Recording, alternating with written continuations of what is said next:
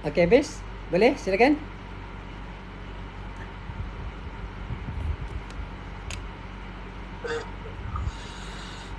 Dia dikatakan syibh itu sebab dia menyerupai kerana natijah pada perbuatan tersebut adalah utamanya mangsa tersebut meninggal lah. Kemudian kaedah yang kata peristiwa yang berlaku, kejadian tersebut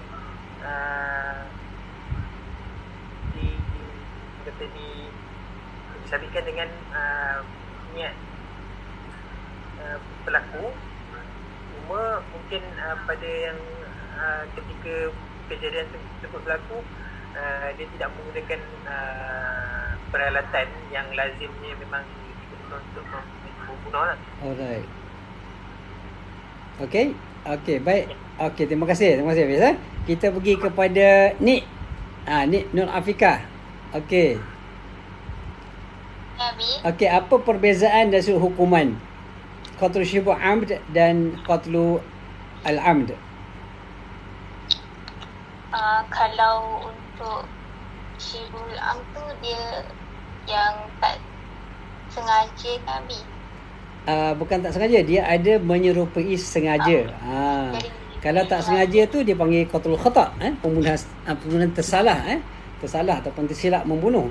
Tapi kalau syibhu amd dia ada menyerupai sengaja. Syibhu tu menyerupai.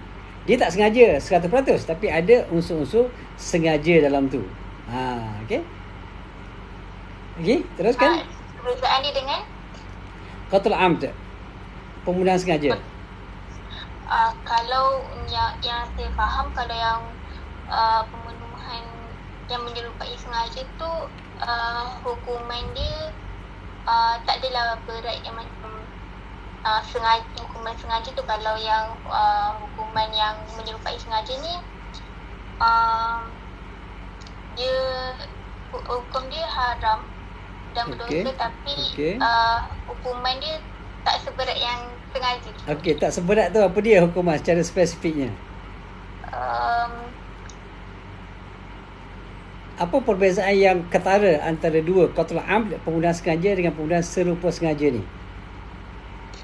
Dia sudah hukuman dia.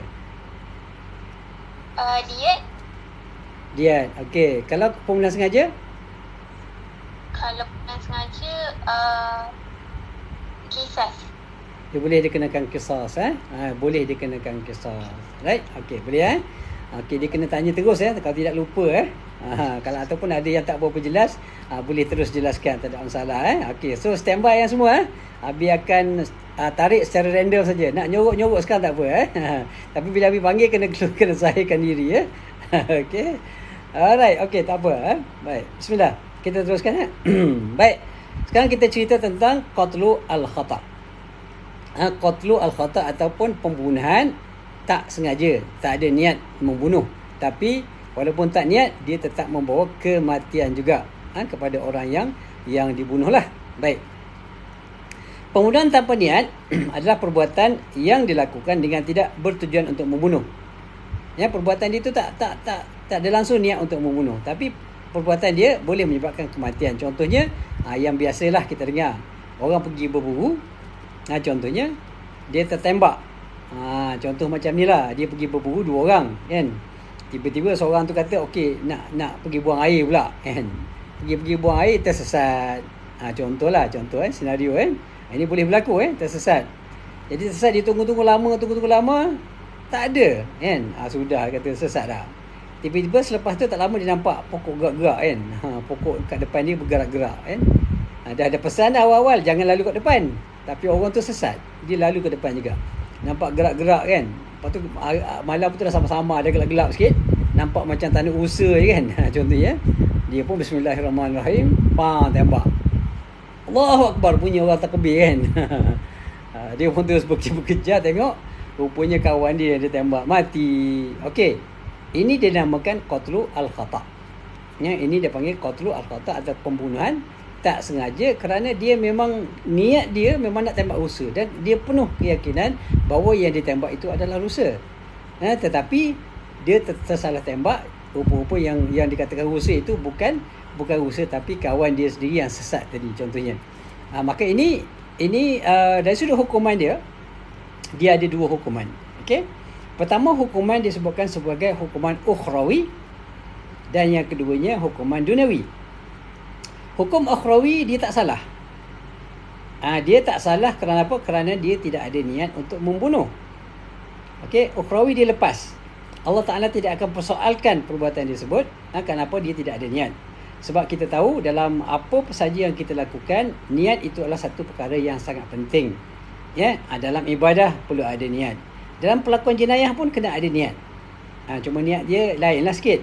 Bukanlah niat lillahi ta'ala bunuh orang. Tak adalah bunuh orang lillahi ta'ala kan. Tapi ada niat, ada keinginan, ada qasad dalam hati dia, aku memang nak bunuh orang ni. Ada keinginan, ada kehendak. Memang dia buat keputusan tu berdasarkan kepada niat dia untuk membunuh kan. Lalu dia pun bunuh. Itu dia panggil qatlu amd lah, sengaja dia ada niat. Tapi bagi orang yang tidak ada niat, ya, maka dia tidak akan dikenakan hukuman ukhrawi. Hukuman akhirat tidak kena sebab dia tidak ada niat untuk melakukan perbuatan tersebut. Tetapi hukuman duniawi dia tetap kena. Okey, sekarang kita nak bincang sikit. Kenapa pula akhirat tak kena, dunia kena? Sedangkan yang lebih utama adalah akhirat. Betul hukuman akhirat adalah lebih utama daripada hukuman dunia. Tapi kenapa orang yang tidak dikenakan hukuman di akhirat tiba-tiba kena pula dekat dunia? Sepatut sama-sama tak kena lah kan. Macam mana pula orang yang tidak salah dari sudut hukum akhiratnya tiba-tiba dihukum di dunia? Mungkin ada orang bertanya kan. Sebelum orang tanya, baik kita jawab dulu. Abi nak jemput Ashraf. Okey, Ashraf silakan Ashraf, bagi pandangan sikit. Kenapa pula orang yang dianggap tidak bersalah di akhirat tiba-tiba dihukum di dunia? Silakan. Baik. Okey, soalan Nabi, kenapa kalau dalam qatlul khata' dia tidak dikenakan hukuman di akhirat tapi dia dikenakan hukuman di dunia? Yeah. So tidak dikenakan hukuman di akhirat tu disebabkan memang dah ada dalam hadis yang yang Allah tidak menghukum seseorang berdasarkan kesilapan dia kan. Jadi maksudnya kalau dia dah tersilap buat sesuatu tu dan dia tak niat untuk buat tu, jadi Allah dah jamin lah yang dia tidak akan dihitung akan kesilapan dia tu di akhirat. Manakala di dunia pula dia akan melihat kita akan melihat pada sudut kerugian yang ditanggung. Let's say lah disebabkan pembunuhan itu, dia telah menyebabkan kerugian kepada satu keluarga, keluarga yang kehilangan seorang ayah yang bekerja mencari nafkah untuk keluarga. So kerugian tu walaupun tersilap tapi kerugian tu ada. Jadi perlulah kepada satu bentuk hukuman dalam bentuk pampasan dia untuk menjamin keluarga yang terkesan tersebut. Okey, cantik. Okey, terima kasih. Terima kasih Ashraf. Terima kasih Ashraf. Itu betul sangatlah. Okey, sebab dia kesan dia tetap ada kan. Kesan yang sangat negatif tetap ada walaupun dia tidak berniat untuk membunuh. Orang tu tetap mati. Okey. Maksudnya sebagai contoh lah, sebagai contoh katalah oleh azbillah Abi berlaku pada Abi lah contohnya kan. Abi ada anak 15 orang. Isteri ada 3 orang baru. Baru 3 orang contohnya kan. Tiba-tiba ada orang tak sengaja langgar Abi.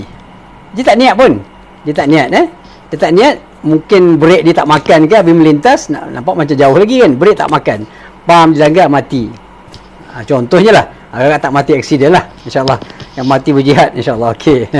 Okey, contoh. Baik, sekarang ni bila Abi mati, katalah Abi seorang bekerja. Isteri tak kerja, isteri tak kerja, anak-anak pun masih lagi kecil-kecil lagi, yang paling muda pun baru umur 4 tahun kan. Contohnya. Yang kahwin baru 5, ada 10 lagi tak kahwin. So, kalau Abi mati, maknanya memberi kesan yang sangat besar lah kepada keluarga kan. Jadi kalaulah ditakdirkan di Malaysia, ini pun satu perkara yang kita pernah bincang sebelum ni. Kalaulah di Malaysia ni boleh laksanakan undang-undang diat, tak payah nama diat pun tak apa. Namalah pampasan akibat kematian. Contohnya ada pampasan. Maknanya siapa-siapa yang menyebabkan kematian kepada seseorang walaupun tidak sengaja, maka dia diwajibkan kena bayar pampasan kepada keluarga mangsa. Contohnya, kalau ikut rate dalam undang-undang Islam, diat itu berjumlah berapa? 100 ekor unta. 100 ekor unta itu, kalau harga dia satu ekor unta 5,000, artinya kita bercakap tentang 500,000 ataupun setengah juta. Abi masa hidup tak boleh nak provide 500,000 kepada family, tapi bila Abi mati boleh provide setengah juta untuk family. Family happy tak? Of course family happy. Yalah, dia tak happy sekejap lah masa mati tu kan, tapi bila dapat duit 500,000 tu, keluarga semua happy. Dia dah mula lupa dengan kita. Nak ingat apa benda pun dah mati pun kan. Contohnya. Jadi dia memberi kesan yang sangat sangat besar sebenarnya dalam menyelesaikan masalah mangsa. Jadi sebab itulah keadilan Islam itu, walaupun orang tu tidak dikenakan hukuman di akhirat kerana dia memang tidak ada niat, tapi oleh kerana kesannya tetap kena pada family atau mangsa, maka dia tetap dikenakan hukuman, tapi bukan hukuman yang berbentuk fizikal lah. Okey, dia tak kenakan sebat, dia tak kena apa-apa hukuman yang lain, tetapi dia dikenakan membayar membayar diat, dan diat itu pula diringankan. Maknanya bukan dia yang bayar, maknanya akilah dia, keluarga dia yang bayar, contohnya kan. Jadi itu kelebihan dia. Itu maknanya kenapa, itu hikmah lah, boleh kita katakan hikmah. Ya, kenapa maksudnya seorang yang membunuh tidak sengaja, di akhirat dia lepas, tapi dunia dia tak lepas. Okey, jelas Baik. Ini berdasarkan pada hadis Nabi SAW yang bermaksud okey, Allah Ta'ala mengampunkan umatku daripada kesilapan, okey, lupa dan juga perbuatan yang terpaksa. Rufi'a an ummati al-khata' wa nisyan wa mastukrihu alaihi. Yani ada tiga keadaan yang mana kalau kita melakukan jinayah ataupun apa-apa kesalahan, kalau berlakunya kerana kesilapan, tak sengaja, silap, macam tadilah, pergi berburu nak tembak rusa, tembak orang contohnya, ataupun lupa. Macam mana jenayah boleh lupa? Lupa boleh jadikan jenayah, boleh jadi satu kesalahan yang menyebabkan kematian. Okey, siapa boleh share? Dia lupa, dan sebab lupa tu boleh membawa kepada kematian. Okey, Abi nak tanya Fatin. Bagi sikit contoh Fatin. Contoh, orang lupa, tiba-tiba dengan lupa dia tu boleh menyebabkan kematian seseorang. Okey, bagi contoh sikit. Fatin, ada Fatin?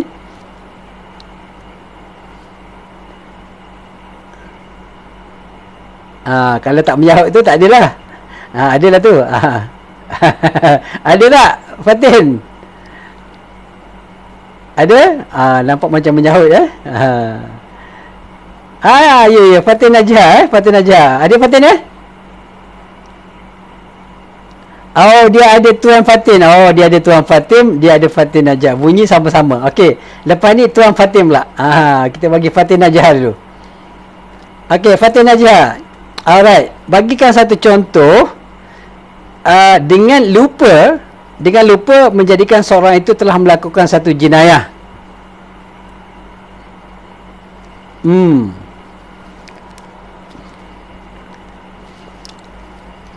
Contoh ya. Okey, tu pun nak tutup habis dapur. Bawa kepada Kebakaran. Alright, okey, boleh diterima. Contoh yang boleh terima. Dia terlupa nak tutup api dapur dia, masak kari dan sebagainya, terbakar, terus meletup, contohnya mati, contohnya biak kematian. Itu boleh dikira sebagai satu jenayah secara umum kalau sengaja dikira jenayah, tapi oleh kerana dia tidak berniat, maka tidak jadi jenayah dari sudut hukum dunia. Tapi kalau melibatkan kematian, apa jadi? Dia akan dikenakan hukuman diat, seperti mana yang kita jelaskan tadi. Okey, satu lagi contoh. Kalau kita contohnya macam ni, kita jaga anak orang, kita baru buka nursery, contohnya kita tak suka anak-anak, buka nursery tapi tak suka anak-anak, macam mana tu, boleh ke? Tapi sebab bisnes kan, bisnes punya pasal dia buka je. Kalau tak ada, dia kata tak ada dah bisnes-bisnes lain yang rasanya boleh maju dalam keadaan pandemik ni, so dia buka lah satu nursery kan. Jadi dia tak ingat sangat budak-budak ni, dia pun dah jaga anak-anak semua, letak dalam bilik. Dia kunci bilik takut budak keluar kan. Dia pun pergi duduk sembang-sembang. Kalau dia tiba-tiba kawan dia telefon, Mat, ada kau dekat rumah? Ada. Dia pun tak ingat ke budak tu kan. Contohnya. So jom sembang-sembang, dia pun keluar sembang. Malam baru balik contohnya kan. Balik-balik tengok budak-budak tu dah meninggal dunia, contohnya lah. dalam bilik dengan makanan tak ada, minuman tak ada. Sebab apa? Dia lupa. Okey. Dia lupa tu akibatnya kalau dia sengaja, jenayah tak? Jenayah. Dia boleh dianggap sebagai membunuh dengan sengaja tu. Sebab kerana dia kata kalau dia berniat untuk membunuh budak-budak tu, maka dia boleh dikenakan hukuman qisas kerana telah membunuh dengan sengaja, dengan niat sengaja. Walaupun dia tidak menggunakan alat, okey, secara apa nama ni, tapi perbuatan tersebut boleh menyebabkan kematian, dia boleh dikira sebagai berniat untuk membunuh. Jadi tapi oleh kerana dia terlupa, dia tidak ada niat, maka dia tidak akan dikenakan hukuman sama macam hukuman qatlul amd, pembunuhan sengaja. Maka dia dikenakan hukuman yang ringan ataupun dikenakan hukuman diat sahaja, tidak dikenakan hukuman qisas. Kenapa? Kerana dia lupa. Jadi lupa tu asasnya, kalau dia tidak lupa dia akan jadi jenayah. Tapi oleh kerana dia lupa, maka tidak dikenakan hukuman. Hukuman. Kalaupun dikenakan hukuman, mungkin di atas kecuaian dia lah, bukan kerana dia membunuh. Contohnya. Okey, ataupun perbuatan yang dipaksa. Okey, perbuatan yang dipaksa. Orang yang dipaksa melakukan jenayah juga tidak akan dikenakan hukuman, tidak akan dikenakan hukuman yang sepatutnya seperti mana yang dikenakan kepada orang yang melakukan jenayah dalam keadaan sukarela. Sebab ini kalau kita tengok dalam satu kisah di zaman Sayyidina Umar radhiyallahu anhu, mungkin Nabi dah cerita sebelum ni, tapi oleh kerana dia datang lagi dekat sini, kita akan ulang balik cerita dia. Okey, cerita bagaimana di zaman Sayyidina Umar radhiyallahu anhu ada seorang wanita yang kelaparan. Wanita ni lapar sangat. Tak ada kerja, tak ada duit, nak makan. Lapar sangat, dahaga sangat. Pergi satu orang minta susu, minta makanan, tak bagi. Pergi yang kedua, ketiga pun tak bagi. Semua tak nak bagi. Semua orang masing-masing memerlukan makanan masing-masing. Tak ada makanan lebih. Masing-masing untuk family dia sahaja. Okey. So apa yang berlaku akhirnya dia berjumpa seorang lelaki. Lelaki ni kata okey boleh. Dia kata boleh bagi makanan, tetapi dia ada syarat. Dia kata ada syarat. Kamu mesti melakukan hubungan seks dengan aku dulu. Okey, kamu kena puaskan nafsu aku dulu, baru aku bagi susu ni. Oleh kerana dia sangat lapar dan tidak ada pilihan lain, maka dia pun melakukan perbuatan zina dengan lelaki tersebut. Okey. So bila kes ini sampai kepada Sayyidina Umar radhiyallahu anhu, maka Sayyidina Umar radhiyallahu anhu melepaskan wanita tersebut daripada hukuman yang sepatutnya dikenakan kepada dia. Kalau dia dah kahwin, artinya kena rejam. Okey. Kalau dia tidak kahwin, maka dikenakan hukuman apa? Sebat satu kali, tetapi tidak dikenakan hukuman hudud. Kenapa? Kerana di situ terdapatnya syubhah. Okey, apa syubhah dia? Syubhah dia kerana terpaksa. Perbuatan jenayah kerana terpaksa dianggap sebagai satu syubhah, yang mana bila ada syubhah, syubhah ni maksudnya dia kalau dalam keadaan biasa dia tak buat. Tapi oleh kerana dia terpaksa buat, maka dia dibuat, maka itu dianggap syubhah. Bila ada syubhah, maka Nabi SAW sebut idra'ul hudud bisyubhat. Maka hendaklah kamu tinggalkan pelaksanaan hukuman hudud bila berlakunya syubhah. Tidak boleh. Itu contoh. Jadi kalau manusia melakukan sesuatu perkara dan dia lakukan perbuatan tersebut kerana dipaksa, maka dalam kes ini dia dianggap sebagai tidak melakukan jenayah pada hakikatnya, kerana dia tidak suka ataupun tidak reda untuk melakukan perbuatan tersebut. Tapi dia oleh kerana dipaksa, maka dia, ataupun bukan dia dipaksa, dia terpaksa, keadaan memaksa dia, kelaparan yang memaksa dia melakukan jenayah. Berzina tadi, zina tu dosa besar. Zina dosa besar, tapi oleh kerana dia berzina kerana untuk hidup, maka di situ kalau kita tengok dari sudut maqasid syariah, yang utama antaranya yang dia punya highlight, dia punya ranking yang pertama itu adalah apa dia? Ad-din, lepas tu an-nafs, jiwa kan. So kalau ikut dia punya susunan itu, maka yang berzina ini melibatkan apa dia? Melibatkan keluarga kan. Keluarga di bawah sedikit. Maka ketika itu bila berhadapan dengan dua situasi, maka kita perlu utamakan maqasid itu. Okey, walaupun kedua-duanya itu adalah maknanya memberi kesan lah. Kalau dia berzina, dosa. Okey, contohnya kalau dibunuh, maknanya dia akan melibatkan kematian lah. Bila mati, habislah segala-galanya. Okey, dalam keadaan itu, maka menjaga nyawa adalah lebih aula ataupun lebih utama daripada menjaga maruah, dignity. Itu pentingnya maqasid syariah juga. Itu dalam pelaksanaan undang-undang, hukuman, maka kita juga perlu lihat dari sudut maqasid syariah juga. Baik. Okey, kita sambung.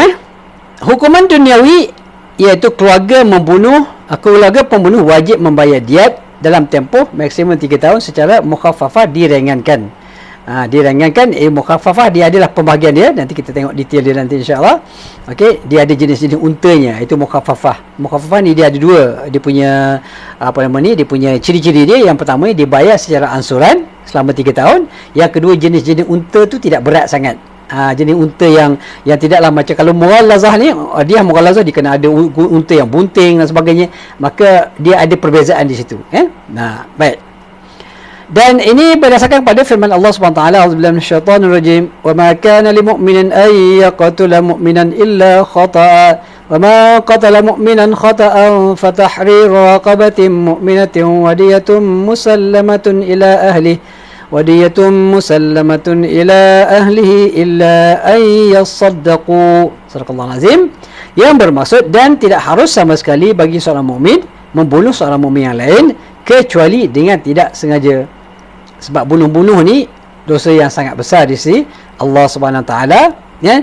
Dan sesiapa yang membunuh mukmin dengan tidak sengaja, maka wajiblah ia membayar kafarah. Okey. So dalam kes bunuh ni, dia selain daripada ada hukuman qisas, dia juga ada hukuman kafarah. Ada kafarah. Okey. Apa kafarah dia? Kafarah dia ialah memerdekakan seorang hamba yang beriman. Itu satu pilihan. Pilihan yang seterusnya, membayar dia, iaitu membayar ganti rugi. Okey, bukan pilihan. Dia pilihan tu masih daripada kafarah. Dia ada membebaskan hamba, memberi makan kepada 60 orang miskin, ataupun memberikan pakaian, memberi pakaian. Jadi dia ada hukuman qisas, ada hukuman diat, ada hukuman kafarah juga. Bahkan ada ulama mengatakan hukuman ta'zir pun juga boleh dikenakan. Sebab hukuman bunuh ni hukuman yang sangat berat, mana dosa yang sangat besar, dan dia kesannya pun sangat besar. Okey, oleh sebab itu hukuman dia, mana kata orang, bertingkat-tingkat lah. Tak lepas kisos, ada dia buat mughallazah. Contohnya dalam kes pembunuhan sengaja, keluarga maafkan, keluarga maafkan dia, tetapi dia kena dia mughallazah yang berat. Lepas berat tu ada kafarah pula. Lepas kafarah ada pula boleh dikenakan hukuman ta'zir pula kepada dia. Jadi bila kita tengok dalam undang-undang jenayah Islam ni, bila hukuman itu berat, itu menggambarkan dosa ataupun jenayah itu sangat besar dan berat di sisi Allah Subhanahu Wa Taala. Jadi nak tengok hukuman dia berat tak berat, tengok kepada hukuman dia. Kalau hukuman dia berat, itu tandalah jenayah itu adalah jenayah yang serius. Sebab itulah kita tengok dari sudut contoh hukum zina. Kenapa rejam sampai mati? Okey, kenapa rejam sampai mati? Itu menandakan bahawa zina ini satu jenayah yang sangat besar di sisi Allah Subhanahu Wa Taala. Walaupun manusia nampak tidak melihat dia satu dosa yang besar, tapi di sisi Allah Ta'ala dia adalah satu dosa yang sangat besar. Sebab tu Allah Ta'ala sediakan hukuman yang sangat berat. Contohnya kan. Baik. Jadi hukuman ini dikenakan, hendaklah memberikan seorang hamba serta membayar dia yang diganti dengan denda kerana ganti nyawa yang diserahkan kepada ahlinya. Ni bagi kes mati lah. Bila kes kematian, kalau si fulan kata seorang lelaki dikena bunuh, maka yang mendapat dia itu adalah keluarga si mangsa lah, keluarga si mati, kecuali jika mereka sedekahkan atau memaafkannya. Jadi tidak ada masalah. Sebab apa boleh sedekahkan? Sebab apa boleh maafkan? Okey, kita nak tanya Syauqi. Hukum Allah ni hukum Allah. Allah Ta'ala cerita dalam Quran. Tiba-tiba boleh maafkan pula. Apa cerita? Syauqi, Nabi nak tanya. Kenapa pula boleh maafkan? Sedangkan hukuman ini jelas disebutkan oleh Allah Ta'ala, tetapi tiba-tiba boleh maafkan pula dalam kes bunuh. Okey, Syauqi? Okey, tak, bukan Syauqi. Sebab kita janji tadi Tuan Fatim. Okey, kita bagi kepada Tuan Fatim. Kenapa pula boleh maaf? Kalau boleh maaf, bolehlah maaf semuanya. Orang berzina, dia pergi minta maaf dengan ayah dia. Ayah, pakcik minta maaf lah, saya terbezina dengan anak pakcik terbezina. Boleh maaf tak? Makcik kata, okey tak apalah, kau dah taubat kan? Kau dah taubat. Okey, pakcik maafkan. Boleh tak? Okey, Fatim, Tuan Fatim, sila beri pandangan anda. Pada pandangan saya, Ya. dia melibatkan manusia dan melibatkan nyawa. Melibatkan Mungkin boleh bagi nyawa. Okey. So dia, sebab dia melibatkan nyawa, maka dia boleh maafkan. sebab dia hak manusia. Alright, yang pertama dia adalah hak manusia, betul? Okey, dia adalah hakul al-ibad. Okey, hakul ibad, manusia lah yang yang bertanggungjawab sama ada itu hak dia. Hak kul ibad artinya hak manusia. Jadi kalau manusia itu kata dia kata nak bunuhlah. Kalau dia kata nak kisaslah. Kalau dia kata nak dia lah, sebab tu hak dia kan. Okey, jadi Allah Taala berikan hak itu. Tetapi dalam kes macam Habib sebutkan tadi, kes zina, boleh tak ayah dia maafkan dia? Ataupun yang perempuan tu maafkan dia? Okey? Boleh tak? Fatim? Pada saya dalam kes zina tak boleh. Tak boleh sebab? Sebab apa tak boleh? Sebab yang kena zina tu adalah dia. Macam tu, yang kena zina. Ataupun dalam kes zina tak apalah. Kalau kes zina ni dia sama suka kan. Apa perlunya kemaafan? Okey, katalah dia dirogol.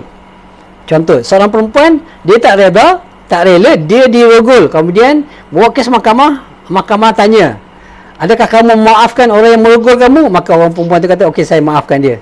Sebab dia pun janji nak kahwin dengan saya. Contohlah, kan? So saya maafkan dia. Boleh tak? Ini kes jenayah. Boleh, Fatim? Tak boleh. Tak boleh sebab apa tak boleh? Tak pasti. Oh, tak pasti. Okey, tak apa. Okey, siapa yang pasti kat sini? Siapa yang pasti? Zalfan?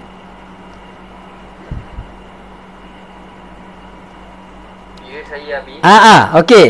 Tadi dalam kes rogol, seorang lelaki ni merogol seorang perempuan, dah lepas rogol mengandung, bawa pergi mahkamah, kan? Mahkamah tanya pula si perempuan tu, kamu dah mengandung ni, kena rogol ni.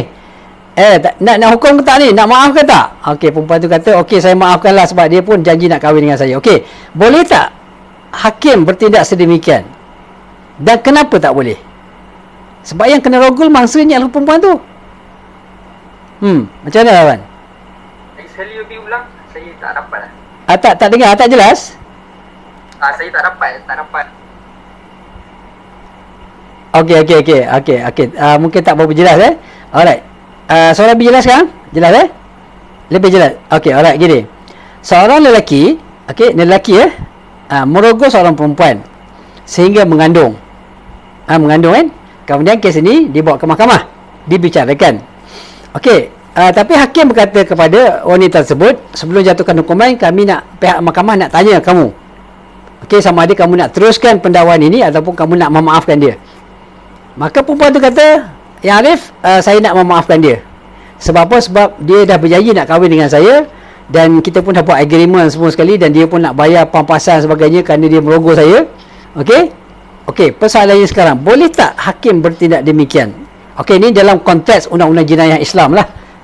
Dalam konteks, bukan undang-undang sivil kalau undang sivil mungkin boleh kot kalau dimaafkan, wallahualam mungkin tak nak dia press charges dan sebagainya, maknanya contohlah. Tapi mungkin juga tak boleh, kan? Tapi okey, katalah dalam konteks syariat, undang-undang syariah, boleh tak? Bukan berzina, kes rogol. Sebab zina ni suka sama suka, kan? Okey. Rogol tu tak ada di dalam Al-Quran dengan hadis hukumannya. Jadi disebabkan itulah hukuman tu dia jadi boleh diampunkan. Sebab kesalahan yang dah ada dekat dalam Al-Quran, sama ada hudud ataupun qisas, itu adalah hukuman alternatif hukuman. Alright. Sebab dia tak ada kenyataan yang betul-betul, yang maksudnya yang dah ditetapkan, maka hakim boleh buat keputusan untuk memaafkan selepas ditanya kepada pihak mangsa sama ada nak maafkan ataupun tidak. Jadi kemaafan itu boleh menjadi keputusan hukuman hakim tersebut. Itu pandangan saya. Okey, terima kasih. Cuma Abi nak tanya satu soalan. Antara zina dengan rogol, mana berat kesan dia? Kesan kepada mangsa. Rogol lah. Rogol lebih berat, kan? Ya. Okey, kalau Abi tanyalah, kalau Abi tanya dalam satu family, ayah dia ada harta yang banyak. Okey, ayah ada harta yang banyak. Tiba-tiba satu malam datang perompak. Perompak kata gini, saya bagi awak pilihan. Sama ada awak serahkan harta awak ataupun saya rogol anak awak depan awak. Agak-agak ayah akan buat apa? Apa tindakan? Kalau Kalau Zarfan berada di tempat itu, yang mana akan dilakukan? Kalau saya bagi duit lah. Bagi duit kan? Sebab apa bagi duit? Sebab duit Duit boleh cari kan? duit boleh cari. Dia boleh cari kan. Tapi maruah anak tidak boleh dicari kan. Artinya di sini menunjukkan bahawa harta sebenarnya adalah, kalau dinilai dari sudut apa nama ni, maruah dengan harta sebenarnya pada pandangan kebanyakan manusia yang waras pemikirannya, okey, maknanya dia tidak sanggup membiarkan anak dia dirogol walaupun dia terpaksa mengorbankan mungkin puluhan ribu, ratusan ribu daripada duit dia. Ini menunjukkan bahawa maruah ni sangat penting bagi seorang manusia. Okey, kalau dalam kes zina dikenakan 100 rotan. Kalau dalam kes rogol, nak maafkan, munasabah tak di situ? Tak munasabah. Tak munasabah kan? Okey, betul dari satu sudut. Okey, habis setuju. Oleh kerana dia tidak ada fix dalam Quran dan Sunnah. Tapi kalau kita buat kajian, bahkan ini pun kajian Nabi pun kajian yang Nabi buat dalam tesis Nabi untuk PhD tesis. Sebagian ulama, contohnya Ibn al-Arabi, meletakkan rogol di bawah hirabah, yang mana perogol boleh dikenakan hukuman bunuh mandatory. Okey, dia boleh dikenakan hukuman bunuh mandatory. Kenapa? Kerana dia telah melakukan fasad, kerosakan yang sangat besar kesannya kepada bangsa. Jadi kalau pergi chat dekat internet, boleh chat dekat itu, The Crime of Hirabah in Islamic Law. Itu Abi punya tesis tu. The Crime of Hirabah in Islamic Law. Ada ulama, ramai juga ulama yang bersetuju mengatakan bahawa rogol ini sebenarnya sepatut dimasukkan dalam undang-undang hudud, walaupun dia tidak ada secara fix dalam Quran dan hadis, tetapi dia boleh dimasukkan dalam kategori hudud. Sebab apa? Sebab kesannya yang sangat besar kepada mangsa. Berbanding dengan zina walaupun dia memang ada fix, tetapi zina ini dia berlaku secara sukarela. Masing-masing suka, masing-masing nak. Kalau masing-masing nak pun hukumannya begitu besar. Kalau berzina, kalau dalam keadaan dia dah berkahwin, dia kena rejam sampai mati. Rogol yang kesannya lagi besar, sepatutnya hukumannya sekurang-kurangnya sama berat dengan zina, ataupun mungkin lebih berat. Okey, tapi dari sudut logik apa yang disebutkan Zarfan tadi betul. Sebab dia tidak ada fix dalam Quran dan hadis, maka dari satu sudut betul, hakim ada hak untuk memberikan kemaafan sebab dia dah masuk dalam kategori ta'zir contohnya. Okey, dia bukan hudud. Itu pandangan sebahagian ulama. Ada juga ulama kata, okey, dia walaupun boleh dikenakan hukuman yang berat, tapi dia bukan hudud. Dia di bawah ta'zir. Jadi ada dua pandangan lah kat situ. Ya. Okey. Okey, kalau kita letakkan dia di bawah hudud, maka of course tak boleh nak maafkanlah. Tak boleh nak dimaafkan kalau dia, sebab itu adalah haqqullah. Kalau kita katakan bahawa rogol ini termasuk dalam apa? Dalam haqqullah, iaitu masuk dalam hudud, maka dia jadi haqqullah. Bila jadi haqqullah, maka tidak ada manusia yang boleh interfere. Tidak boleh ada orang yang cuba mengubah menambah, mengurangkan hukuman yang ada dalam Al-Quran. Tapi kalau kita katakan dia sebagai satu hukuman ta'zir, maka hakim berhaklah berdasarkan pada beberapa pertimbangan, dirasakan ini adalah satu hukuman yang adil, maka hakim boleh membuat perubahan, boleh memaafkan dan sebagainya. Tapi mungkin tidak dia maafkan, tapi bukan bermakna melepaskan terus. Zina, rogol adalah satu kesalahan yang besar. Kalaupun memaaf, mungkin dia tidak kenakan hukuman rejam sampai mati, mungkin tidak dikenakan hukuman bunuh, tapi mungkin dia akan kena penjara, mungkin dia akan dikenakan denda, membayar pampasan contohnya kepada mangsa, contohnya, dan berbagai-bagai lagi hukuman-hukuman lain yang boleh dikenakan kepada pesalah tersebut. Alright, okey, terima kasih. Baik, kita ada soalan ataupun ada perkongsian? Siapa-siapa nak share apa-apa? Ada tak ada? Okey, kalau tak ada kita sambung Baik, serangan yang menyebabkan kecederaan pada anggota tubuh badan tanpa mengakibatkan kehilangan nyawa. So ini dipanggil al-jinayah ala madunan nafs. Dalam bahasa Arabnya disebutkan al-jinayah ala madunan nafs, artinya jinayah-jinayah yang tidak melibatkan kematian. Jinayah juga, kesalahan juga. Okey, tapi jinayah ini tidak menyebabkan seorang itu mati. Jadi ada beberapa jenis beberapa bahagian dia. Sebagai contoh, potong tangan biasanya tak akan menyebabkan kematian, kecuali lah Kalau berlakunya pendarahan yang teruk, dia tak buat rawatan, mungkin boleh juga menyebabkan kematian lah. Sama jugalah kecederaan hidung, telinga dan sebagainya. Kalau tidak dirawat, mungkin lama-kelamaan boleh juga mati. Tapi secara umumnya kalau potong tangan, dia tak akan terus mati. Potong hidung, potong telinga, sebagainya. Dia tidak akan menyebabkan kematian yang secara instan lah. Baik. Untuk jenayah kecederaan, dia ada 3 bahagian. Ada 3 bahagian. 3 jenis. Yang pertamanya, jenayah yang menyebabkan kecederaan. Okey, kecederaan. Jadi kecederaan ni banyak jenis. Ada menyebabkan kecederaan, mana luka contohnya. Dia menyebabkan luka. Contohnya orang pergi tikam, luka luka. Baik, yang kedua menyebabkan kehilangan anggota. Orang pergi libas dengan pedang contohnya. Kena telinga, putus telinga. Okey, dia nak libas kepala sebenarnya. Tapi orang tu mengelak, kena telinga putus, hilang anggota. Kemudian ada satu lagi jenayah juga, dia pukul belasah dengan benda yang keras, contohnya belantan ke apa benda ke, contoh dia pukul, kena dekat apa, kena dekat tangan juga. Tangan ada, tak putus, tapi tangan tu dah jadi apa nama ni, tak boleh guna. Dah jadi lumpuh tangan dia, saraf-saraf dia rosak, maka tak boleh gunakan. So itu pembahagian jenis-jenis jenayah ke atas tubuh badan, yang boleh berlaku dalam dalam kes jenayah yang tidak menyebabkan kematian. Baik. Yang pertama, ketika pertama jenayah yang menyebabkan kecederaan.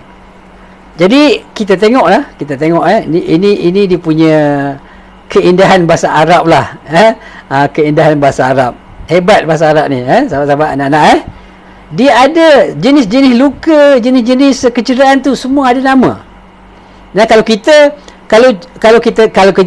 luka kat muka kita panggil apa? Luka kat muka lah kan. Kalau telinga tu katalah telinga putus. Kalau kat perut dia panggil apa? Sama aja kan? Luka kat perut atau perut ditembus, sakit. Okey. Sakit perut. Okey, kalau tikam, kalau pecah kepala, kepala pecah. Itu jelah kita punya jenayah, nama jenayah. Tapi dalam Islam, dalam bahasa Arab lah, dia ada nama-nama yang tersendiri. Ni kena hafal nama-nama ni, keluar buat essay nanti. Okey. Tak ada jaminan, tak ada jaminan tak keluar. Jaminan keluar pun tak, tapi bagus untuk baca dan ingat yang sebab ni ilmu. Satu perkara Abi nak share, anak-anak, kalau baca dan faham tetapi tak ingat, dia bukan ilmu lagi. Betul? Setuju tak? Kita baca, kita faham, kemudian lepas tu orang tanya tak tahu apa-apa. Ilmu ke tu? Dia panggil orang berilmu ke?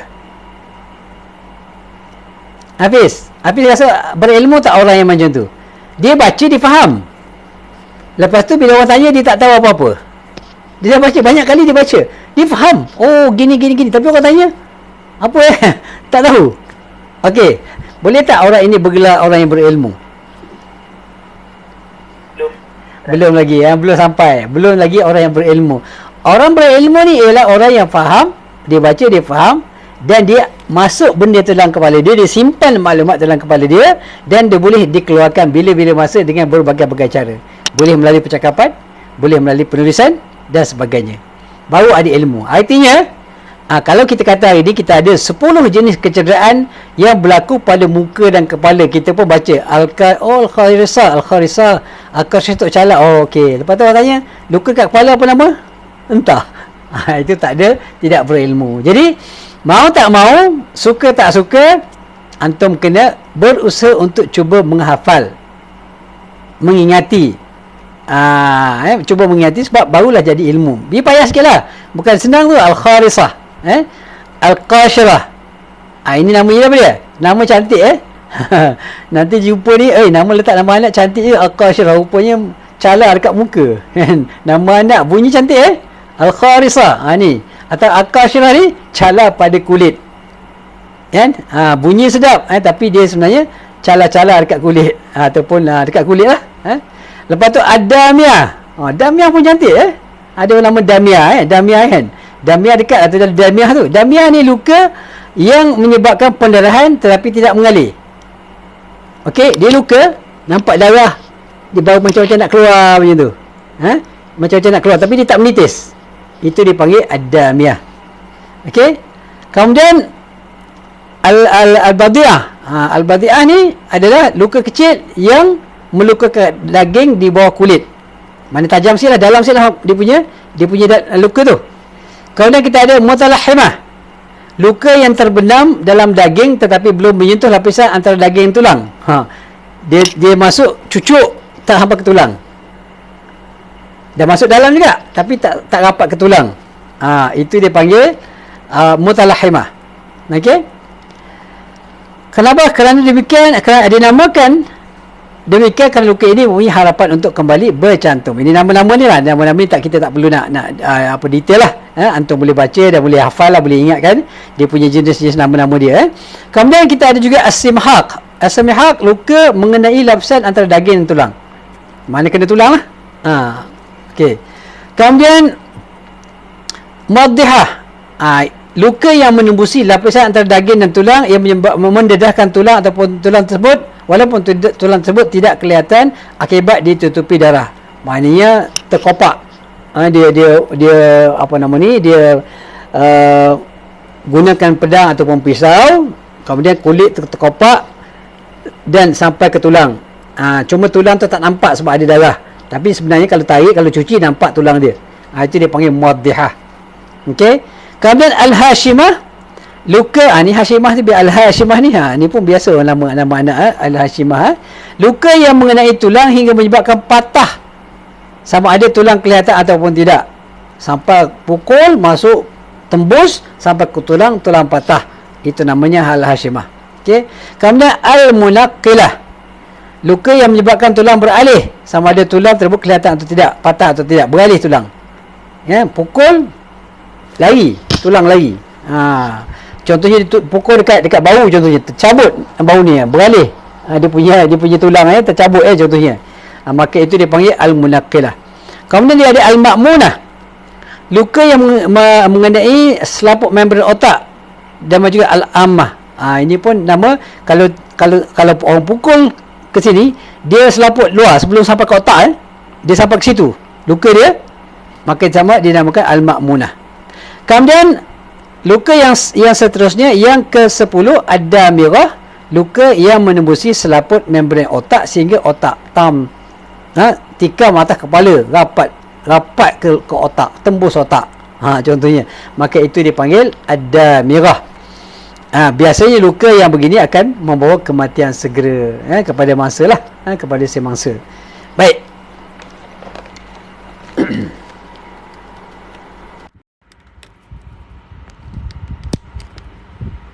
Kemudian okey, jadi kalau kita tengok dalam banyak-banyak ini, kalau kita tengok banyak-banyak jenis luka yang berlaku di bahagian muka dan kepala ni, hanya satu saja luka yang boleh dikenakan qisas. Yang mana? Yang habis highlight ni, yang nombor 6 ni, al-muaddihah. Okey.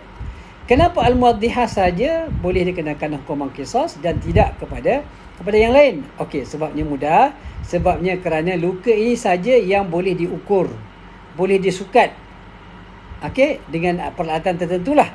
Sebab dia bila luka tu dia nampak. Contohnya orang apa nama pukul ataupun tikam dengan pisau, contohnya kena tangan tu, dia luka tu terbuka luka tu. So maknanya boleh diukur sebenarnya berapa sentimeter, atau contohnya luka dia tu dan dia rapat ke tulang. Dia sebab dia dah rapat ke tulang, memang dia punya ukuran macam tu lah. Luka ni dah terbuka, kemudian rapat ke tulang. Maka kalau dikenakan hukuman qisas kepada orang yang melakukan perbuatan tersebut, maka orang tu boleh katakan hampir sama ukuran dia dan juga dalam dia, sebab dia memang terkena kepada tulang contohnya. Jadi sebab itulah hanya luka ini saja yang boleh dikenakan hukuman qisas. Yang lain tak boleh. Sebab apa? Sebab kalau contohnya kalau dia tikam kat perut, kita tak dapat nak ukur sejauh mana dalamnya, contohnya dia punya tikaman tersebut. Jadi sebab itulah dia tidak boleh maknanya menjalankan hukuman qisas dalam kes jenayah yang melibatkan kecederaan, kecuali yang disebutkan sebagai al-muaddihah. Okey, kemudian seterusnya, kecederaan di bahagian anggota lain selain daripada muka dan kepala. Okey, baik. Kecederaan yang tidak boleh dikenakan qisas sekiranya berlaku pada muka dan kepala juga tidak dikenakan qisas jika berlaku pada anggota lain. Macam tadi jugalah. Kalau anggota tersebut yang tidak boleh diukur dia punya kedalaman dia punya kecederaan tersebut, maka sama jugalah anggota lain pun juga tak boleh dikenakan qisas seperti mana yang berlaku di dalam kes kecederaan yang berlaku di muka dan juga di kepala. Okey. Luka al-mawdih ni luka yang menjelaskan, nampak jelas, maknanya daging tu terbuka, contoh kalau kat dada ke, leher ke, jari ke dan sebagainya. Kalau dia boleh nampak macam al-mawdihah itu sifatnya, maka boleh dikenakan hukuman qisas. Kalau tidak, dia tidak akan dikenakan qisas, tetapi hanya dikenakan hukuman diyah sahaja. Baik. Ada soalan setakat ni? Tak ada Okey, kalau tak ada kita teruskan. Baik, kategori yang kedua, jenayah yang menyebabkan kehilangan anggota. Tadi jenayah yang melukakan, dia tak hilang anggota, dia masih ada. Okey, dia tikam, luka je, dia masih ada. Contohnya dia dia potong telinga tapi tak sempat habis. Dia separuh je, tak potong habis. Masih ada lagi bergayut dekat situ kan, tapi dah luka. Contohnya. Nah, jadi itu yang pertama. Baik, yang kedua ni, kategori yang kedua ialah jenayah yang menyebabkan kehilangan anggota. Baik. Bagi jenayah yang menyebabkan kehilangan anggota badan, jadi ada 3 jenis sama seperti jenayah yang berlaku dalam kes bunuh. Jadi kalau dalam perkara yang menyebabkan kehilangan anggota ni, dia ada 3. Sama ada dia berlaku dengan niat. Okey. Sama ada dia berlaku hampir sengaja dan tanpa niat ataupun tak sengaja. Jadi ada persamaan. Jadi qatlu syibhu amd dia ada qatlu amd dengan al-qisas ada 2 bahagian. Al-qisas ala nafs yang menyebabkan kematian, ada qisas ala maduna nafs ataupun qisas yang menyebabkan kecederaan pada tubuh badan, yang mana ada persamaan, ada yang sengaja, ada yang syibhu amd, ada yang juga al-khata', ada al-khata'. Baik. Bagi jenayah yang menyebabkan kehilangan anggota badan dengan niat, hukuman sama seperti jenayah membunuh dengan niat, iaitu qisas. Kalau seorang tu pergi potong telinga orang lain, contoh dengan sengaja, maka orang tu boleh dikenakan qisas sama macam dia potong telinga orang tu. Itu boleh. Kalau dia potong katalah hidung, hidung tu tempat yang boleh diukur kan, contohnya, maka boleh dikenakan qisas juga. Putus anggota. Dia potong jari, potong kaki, potong tangan, potong leher. Potong leher tak boleh lah. Potong leher dia masuk bab lain. Kalau potong leher tu menyebabkan kematian kan, dia masuk bab qisas, kes bunuh. Dia tidak masuk dalam kes yang menyebabkan kehilangan anggota kan. Baik, hukumannya sama seperti jenayah bunuh. Okey, manakala jenayah yang menyebabkan kehilangan anggota yang dilakukan tanpa niat atau separuh sengaja tidak dikenakan qisas, dia masih juga dikenakan hukuman diyat. Samalah macam hukuman dalam kes pembunuhan juga. Yang lain tu dikenakan qisas, kecuali yang menghilangkan anggota dengan niat. Mesti ada niat lah, niat untuk menghilangkan anggota orang tu, dan dia buat satu perbuatan dia memang hilang anggota orang tu, maka dia boleh dikenakan qisas. Jadi sama juga kes dia. Kalau contohnya dia ni bukan family lah, sebab dia sendiri yang kena potong tangan, kaki dan sebagainya kan. Jadi yang boleh memaafkan dia adalah mangsa itu sendiri. Dalam kes bunuh, yang boleh memberikan maafan adalah keluarga mangsa, kerana mangsa tu dah kena bunuh kan. Tetapi dalam kes kecederaan, yang boleh memaafkan itu adalah mangsa itu sendiri, sebab dia masih hidup. Dia masih hidup. Baik, syarat qisas kehilangan anggota. Okey, ini ada beberapa syarat dia. Bagi jenayah yang menyebabkan kehilangan anggota dan boleh dikenakan hukuman qisas, misalnya kecederaan qisas yang bakal dilakukan adalah dipastikan sama, tidak melebihi had kecederaan yang dilakukan terhadap mangsa. Had ini boleh ditentukan berdasarkan kaedah tersebut. Ini ada kaedah-kaedah dia. Macam mana kita nak laksanakan hukuman qisas ke atas anggota yang hilang ataupun yang dihilangkan oleh penjenayah. Okey, ini syarat-syarat dia. Pertama, anggota tersebut mesti mempunyai sendi yang boleh dipisahkan. Kalau tempat yang dipotong itu tempat yang sendi yang boleh dipisahkan, maka itu memang boleh dikenakan hukuman qisas. Sendi inilah. Contohnya dekat sini kan, pergelangan tangan dia ada sendi kat sini, ataupun dekat jari-jari ni. Dia ada sendi. Kalau potong dekat sini, maka senanglah nak laksanakan qisas sebab apa? Sebab dia memang tempat tu memang sama. Siapa pun dia ada sendi. Okey, dia ada sendi, dan kalau nak potong pun, nak dibalas hukuman qisas, nak buat dia hukuman qisas pun dia sangat mudah untuk dilaksanakan. Okey, ini yang pertama. Okey, yang keduanya, anggota tersebut mempunyai had tertentu yang boleh mudah dipisahkan melalui alat pemisah. Contohnya macam ni. Mata, congkir mata. Boleh. Mana kalau qisas, kalau nak dikisas boleh. Mata, kalau orang tu congkil mata kita boleh minta congkil balik mata dia. Itu undang-undang qisas boleh, sebab benda alat anggota itu boleh mudah mudah dikeluarkan, ataupun boleh mudah untuk diukur dan sebagainya. Contohnya telinga pun mudah. Kelopak mata, hujung hidung bahagian lembut, zakar, buah zakar, bibir faraj, punggung dan lidah. Ini semuanya tempat-tempat yang boleh dikenakan hukuman qisas, dan boleh dibalas dengan hukuman yang sama kalau seseorang itu menghilangkan ataupun menyebabkan hilang anggota-anggota ini. Baik, sekiranya anggota yang terpotong ialah sebahagian pergelangan tangan atau sebahagian sendi betis dan kaki tidak terputus, pesalah tidak akan dikenakan qisas kerana anggota ini mempunyai urat darah dan saraf. Jadi dia kalau nak kena qisas tu kena potong betul-betul. Kena putus betul-betul. Kalau putus sebahagian, dia masih tak boleh dikenakan hukuman qisas. Qisas ni boleh hanya apabila dia totally lost, maknanya hilang betul anggota dia, putus terus anggota tubuh badan dia, maka barulah boleh dikenakan hukuman qisas. Kalau tidak, kena bayar diat saja. Kedudukan urat darah dan saraf ini berbeza, ada yang di bawah, ada yang di atas. Oleh itu hukuman balas yang sama tidak dapat dipastikan, berbeza dengan hujung hidung. Kalau hujung hidung memang jelas dia boleh potong terus tapi kalau anggota yang lain, kalau tak putus terus, tak habis putusnya, maka tidak boleh dikenakan hukuman qisas. Baik. Kemudian kategori yang ketiga, jenayah yang menyebabkan kecederaan juga.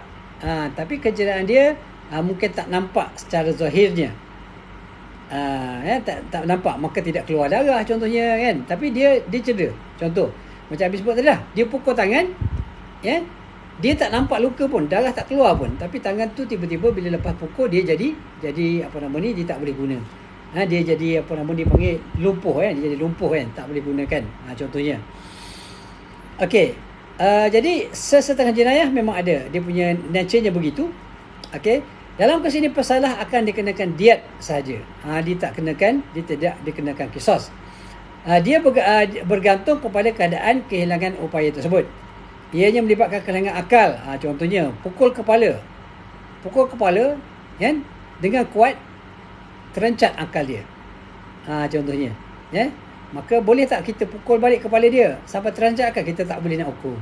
Mungkin orang tu jenis yang keras kepala contohnya, pukul-pukul tak terencat pun akal dia contohnya, pukul jadi tak boleh nak pastikan ada persamaan. Ataupun pukul tampar kuat dekat telinga terus hilang. Telinga ada, telinga tak hilang tapi pendengaran hilang, jadi pekak serta-merta kena tampar kan. Ataupun ditumbuk bahagian mata terus hilang, mata ada nampak, tak ada nampak kat luar okey je, tapi dah tak nampak contohnya, hilang penglihatan. Ataupun dia tampar dekat hidung, tumbuk dekat hidung, tumbuk hidung ada tapi dah hilang bau serta-merta, hilang deria bau contohnya kan. Ataupun kena tampar senyap terus, tak boleh bercakap. Bisa kan, ada orang yang bisa macam ni kan. Orang Kelantan panggil bisa, napas jadi bisu terus. Okey, ataupun hilang suara, kena tumbuk senyap terus, langsung tak bercakap. Bercakap keluar suara tak keluar contohnya. Ataupun tak ada rasa. Biasa tahulah bila makan tu rasa manis, rasa masin, pahit dan sebagainya, ni kosong je. Tak rasa apa-apa. Tawar pun tak. Tawar lah kot kalau tak ada rasa tawar lah kan. Ataupun keupayaan mengunyah, tak boleh mengunyah dah contohnya. Ataupun keupayaan mengeluarkan air mani. Contoh dia masih muda lagi, tapi bila bersama isteri dia sebagainya, maka air mani tak keluar. lepas kena pukul ataupun lepas ditumbuk dan sebagainya. Ataupun wanita ini seorang yang hamil ataupun sebelum ni dia hamil beranak ramai contohnya, ya, dan dia masih lagi belum menopause, tetapi tiba-tiba tak boleh hamil lagi, ya. Jadi rupanya sebab dia dipukul contohnya, dicederakan. Ataupun tidak boleh lagi bersetubuh. Tidak boleh bersetubuh mungkin disebabkan oleh, mungkin bila kena pukul terus mati terus kan. Itu bagi lelaki, dia tak boleh dah, tak boleh nak buat apa pula, tak boleh berfungsi. Ataupun orang perempuan bila pukul dia dah tak boleh, tertutup terus contohnya lah, kalau boleh berlaku lah. Ataupun kecacatan pada alat kelamin perempuan dan keupayaan tangan ataupun kaki. Jadi ini semua jenis-jenis jenayah yang menyebabkan hilang anggota. Menghilangkan keupayaan. Anggota tetap ada, tetapi keupayaannya sudah hilang. Okey. Jadi itulah di antara perkara yang berkaitan dengan jenayah-jenayah yang telah pun kita bincangkan tadi, jenayah yang melibatkan al-qatlu. Ya, seperti mana Abi refresh balik. Al-qatlu termasuk al-qatlu pembunuhan ada 3. Okey, ginilah. Kita tanya seseorang lah. Okey, Abi balik pada Syauqi balik. Syauqi, boleh bagi summary sikit apa jenis-jenis pembunuhan? Syauqi ada ke? Macam tak ada je. Okey. Tak berjawab. Ada. Okey, ada tu. Cuma dia suara tu sampai lambat sikit Okey Syauqi, cuba bagi summary sikit jenayah bunuh di dalam Islam secara ringkas. Secara ringkasnya yang saya tahu, jenayah bunuh dalam Islam antaranya adalah bunuh secara sengaja. Okey. Dan juga ada bunuh. Okey, sengaja disebutkan sebagai apa istilah bahasa Arabnya? Saya terlupa tadi habis saya. Okey, terlupa tak apa. Dia namanya qatlul amd. Qatlul amd, pembunuhan sengaja. Okey. Kemudian pembunuhan sengaja. Okey, cuba jelaskan sikit apakah yang dimaksudkan dengan pembunuhan sengaja? Pembunuhan sengaja ni yang saya faham daripada Abi jelaskan tadi, pembunuhan tu dia bukan sahaja ada perbuatan untuk membunuh, malah juga dia mempunyai niat memang untuk inflict perbuatan tersebut untuk dengan niat supaya dia mati. Alright. Saya faham macam tu. Alright. Ada satu lagi dia punya apa elemen dia? Apa lagi elemen dia yang penting dalam pembunuhan sengaja? Niat, yes. Perbuatan tersebut menyebabkan kematian, lagi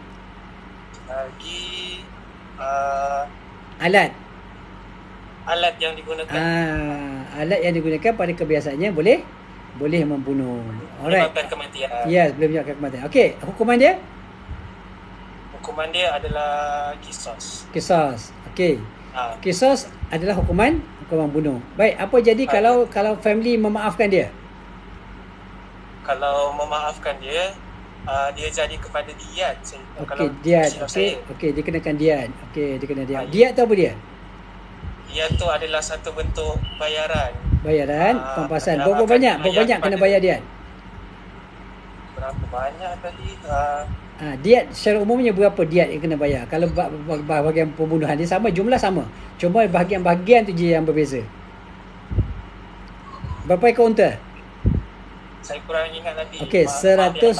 Tak apa. It's okay, kita belajar. Dia tak akan boleh tak boleh ingat semua. Sebab tu dia kena baca balik, ulang balik, tak ada masalah. Yang penting yang tu dah okey, tu dah 80% faham. Okey dah faham, dah ingat. Okey, sebab kadang-kadang kita faham tapi ingat tu dia satu benda yang lain. Ada usaha lain pula tu Okey Syakir, terima kasih. Alright, kita pergi kepada satu lagi jenis hukuman. Okey, tadi kita ini kita sebab kita akan masuk kategori yang lain lepas ni. Okey, kita akan masuk tajuk yang lain. Masih lagi tajuk yang masih jenayah, tapi tajuk dia lain Alright. Okey, kita nak tanya siapa pula Abi nak tanya Syahmi.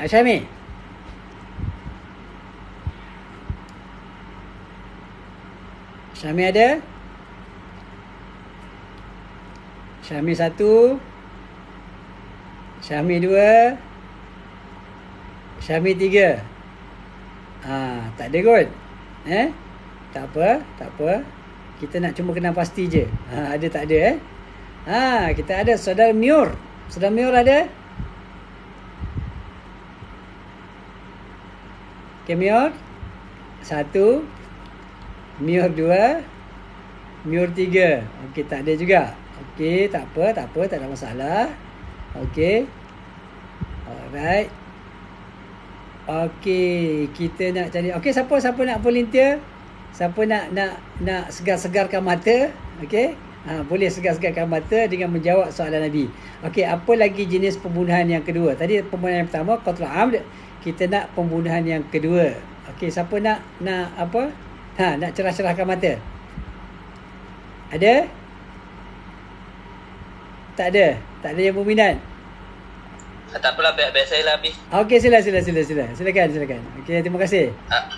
Tapi habis saya tak boleh buka video sebab tak apa. Okey. Ada keluarga saya kat belakang ni. No problem. Okey, tak ada masalah. Okey. Tak maaf habis Tak apa. Okey, no problem. Okey. Sila. Seterusnya pembunuhan dan jenayah yang melibatkan pembunuhan yang kedua adalah qatlul syibul amd. Menyerupai sengaja. Okay. Dia terjadi apabila ada niat untuk mencederakan dan cumanya senjata yang digunakan tu lazimnya tidak menyebabkan kematian lah. Okay. Dan tetapi selepas perbuatan tu memang kesannya adalah ada kematian lah daripada perbuatan dia. Dan dia punya hukuman dia tidak sampai kepada kisos. Cuma dia wajib untuk membayar diat lah. Wajib untuk membayar diat. Okey, siapa yang bayar diat tu? Yang membayar diat tu disebabkan dia al-syibul amd, jadi dia rendah sikit dan dia boleh dibayar oleh ahli keluarga. Okey, apa istilah yang digunakan? Keluarga bersalah tu. Ya? Apa istilah yang digunakan untuk keluarga? Apa istilah yang digunakan untuk keluarga? Apa terms yang digunakan untuk apa keluarga yang membayar? Maksud Abi dia mukhaffafah ke apa? Tak. Nama dia ada term yang digunakan untuk ahli keluarga tu, dia panggil apa dia? Aqilah dia panggil. Aqilah. Okey. Aqilah tu maksudnya ahli keluarga Yajib ad-diya 'alal aqilah. Okey.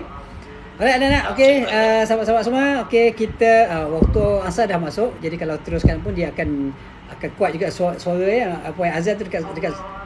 Okey, jadi kita take a short break 10 minit, 15 minit macam tu. Dan kita kembali lepas ini dan sementara antum pergi solat, lepas solat kemudian dapatkan sedikit maklumat tentang tajuk yang antum pilih dan kita akan buatkan sedikit pembentangan ringkas dalam 2-3 minit je untuk setiap tajuk. Boleh lepas ni? InsyaAllah Okey, kita jumpa lagi lepas ni insyaAllah. Boleh habis. Baik, insyaAllah. Okey, Assalamualaikum warahmatullahi wabarakatuh. Jumpa lagi insyaAllah.